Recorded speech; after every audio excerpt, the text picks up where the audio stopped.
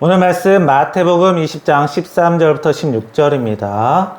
주인이 그 중에 한 사람에게 대답하여 이르되 친구여, 내가 내게 잘못한 것이 없노라. 내가 나와 한 데나리온의 약속을 하지 아니하였느냐? 내 것이나 가지고 가라. 나중 온 이 사람에게 너와 같이 주는 것이 내 뜻이니라. 내 것을 가지고 내 뜻대로 할 것이 아니냐? 내가 선함으로 내가 악하게 보느냐? 이와 같이 나중된 자로서 먼저 되고 먼저 된 자로서 나중되리라. 아멘. 예배한 여러분에게 주의 은혜가 있기를 바랍니다. 오늘 말씀은 이 천국에 대해 예수님께서 직접 가르치신 내용이에요. 그만큼 우리 기독교에서 굉장히 중요한 내용입니다. 자, 오늘 말씀을 간단히 보면 예수님께서 포도원 주인과 품꾼의 비유를 드셨는데요. 자, 오래 일했던 일꾼과 조금 일했던 일꾼이 같은 돈을 받았습니다. 그러자 오래 일한 일꾼이 따졌어요. 그랬더니 그 주인은 계약대로 한 것이다. 그 돈을 받고 가라 라고 말했고, 그것이 오늘 예수님의 가르침입니다. 지금부터 이 말씀을 함께 살펴보겠습니다. 오늘 마태복음 20장의 내용, 이 포도원 주인과 일꾼의 비유 내용은 마태복음 19장 부자 청년의 이야기와 바로 연결이 되는 내용이에요. 부자 청년이 예수님을 찾아와 영생을 얻으려면 어떻게 해야 합니까? 라고 물었습니다. 그 부자 청년은 재산이 많은 사람이에요. 세상에 많은 것들을 가지고 있는 사람입니다. 게다가 율법을 잘 지켰던 사람이에요. 세상에 잘 적응했던 사람, 성실했던 사람이에요. 그리고 젊죠? 남들보다 빠른 사람입니다. 자, 이런 사람은 뭔가 보통 사람과 다른 특별한 인생 목표가 있겠구나라고 생각하기 쉬워요. 그러나 현실은 일반 사람과 별반 다를 게 없었습니다. 어떻게 해야 영생을 얻을지, 결국 자신의 생명이었어요. 예수님께서는 부자 청년에게 네 재산을 다 팔아서 가난한 사람에게 나눠주어라. 자, 그러면 어떻게 돼요? 부자 청년은 영생은커녕 지금 당장 망해서 생명이 위협받을 수 있습니다. 부자 청년은 슬퍼하면서 돌아갔어요. 그리고 예수님께서 말씀하시죠. 이처럼 부자가 천국에 들어가는 것은 낙타가 바늘 구멍에 들어가는 것보다 어렵다. 사실 예수님은 부자를 싫어해서 이런 말씀을 하신 게 아니에요. 천국에 들어가는 것은 하나님의 은혜로 되는 것이고, 부자들은 자기의 능력을 의지하기 때문에 천국에 들어가기가 어렵다라고 말씀하신 것입니다. 그러자 베드로가 옆에서 이야기를 하죠. 저는 예수님이 말씀하신 대로 내 것을 모두 버리고 예수님을 쫓았습니다. 그랬더니 예수님께서 재물뿐만 아니라 가족까지 버릴 수 있어야 한다 라고 대답하십니다. 예수님께서 가족을 망치라고 하신 말씀이라기보다는 그 또한 자신의 의지나 노력으로 천국에 들어가는 것이 아니다라는 것을 말씀하신 것이죠. 그러면서 꼴찌된 자가 처음 되고 처음 된 자가 나중 된다라고 말씀하세요. 그리고 그 말씀을 보충 설명하시려고 오늘 말씀 포도원 주인과 일꾼의 비유를 드십니다. 이 포도원 주인은 아침 일찍 새벽 6시에 포도밭에서 일할 일꾼을 찾으러 나갑니다. 그리고 그곳에서 일꾼을 만나요. 하루 일당 1데나리온을 줄 테니 와서 일하라는 것입니다. 자, 주인만큼 그 시간에 나왔던 일꾼들도 성실하죠. 아침 일찍 나왔으니까요. 자, 그리고 오전 9시가 되자 주인이 또 시장에 가서 사람들을 구합니다. 그리고 상당히 후한 값을 쳐줄 테니 와서 일을 하라고 해요. 그리고 오후 12시, 오후 3시에도 또 일꾼을 찾아서 포도원으로 들여보냅니다. 급기야는 오후 5시에도 시장에 나가서 사람을 찾아요. 그리고 사람들에게 묻습니다. 당신들은 뭐 하길래 지금까지 이렇게 일을 안 하고 빈둥거리고 있습니까? 그랬더니 일꾼들이 저희를 써주는 사람이 없어서 지금 이러고 있습니다 라고 대답했어요. 주인은 그 사람들까지도 포도밭에 들여보냅니다. 이 유대 사회에서 해가 뜨는 시간은 6시, 새벽 6시, 해 지는 시간은 오후 6시예요. 그러니까 오후 6시까지 일을 하는 거예요. 그러니까 아침 일찍 들어왔던 사람은 12시간 일한 것이고 오후 5시에 온 사람은 1시간 일한 것입니다. 해가 저물자 주인은 일꾼들에게 돈을 줍니다. 주인은 늦게 온 사람부터 돈을 1데나리온씩 주었습니다. 자, 그것을 본 오래 일했던 일꾼들은 어떻게 생각했을까요? 아, 이 주인은 늦게 온 사람도 일을 시켜주고 꼴랑 1시간 일한 사람도 하루치 임금을 주는구나. 되게 자상하구나. 우리는 이보다 12배를 더 일했으니 훨씬 더 후하게 쳐주겠다. 잔뜩 기대를 했습니다. 그런데 주인은 예상과 다르게 자기들에게도 1데나리온을 주었어요. 당연히 일꾼들이 화가 납니다. 따졌습니다. 자상하다고 생각했던 그 주인이 굉장히 냉정하게 약속대로 준 것이니까 문제가 없다라고 대답해요. 그리고 내가 자상해 보이니까 이렇게 나에게 불평을 하는 것이냐라고 묻습니다. 이것이 예수님의 비유예요. 사실 오늘 말씀의 이 비유는 우리 세상적인 관점에서 봤을 때는 결코 좋은 처사가 아니에요. 직장에서 일을 많이 한 사람과 적게 한 사람 동등하게 대해주면 일을 열심히 한 사람들의 사기가 떨어져요. 직장인들 사기가 떨어지면 될 일도 잘 안 됩니다. 일하기도 싫어지죠. 게다가 이렇게 대하면 일을 조금 했던 사람이 앞으로는 내가 일을 많이 해야겠다 이런 생각하기 어렵죠. 하지만 일을 많이 했던 사람이 앞으로는 일을 조금만 해야겠다 라고 생각할 수는 있어요. 결국 직장이 점점 느슨해지고 망하게 되기 쉽습니다. 1시간 일한 사람이 12시간 일한 사람과 동등한 대접을 받는다라는 것은 솔직히 말하면 1시간 일한 사람을 더 편애한 것이에요. 부족한 사람을 더 잘 대해준다. 이것은 일반 직장이라기보다는 가정에 가깝습니다. 그리고 포도원 주인은 직장 사장이라기보다는 가정의 부모와 더 가깝죠. 어떤 가정에 형은 일을 잘하고 성실해요.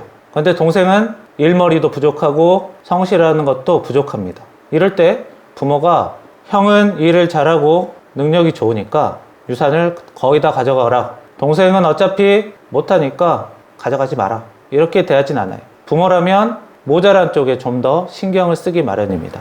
자, 그렇다고 둘째를 무조건 많이 챙겨주면 어때요? 첫째가 서운하겠죠? 그래서 그나마 서로 비슷하게 주는 것이 가장 나아요. 오늘 포도원 주인도 비슷하게 주었죠. 예수님은 천국이 이 포도원 주인과 같다고 말씀하셨습니다. 사람의 비유를 하셨어요. 그렇다면 천국이 무엇인지 알려면 이 포도원 주인에 대해서 알아야 합니다. 포도원 주인 맨 처음에 뭘 했습니까?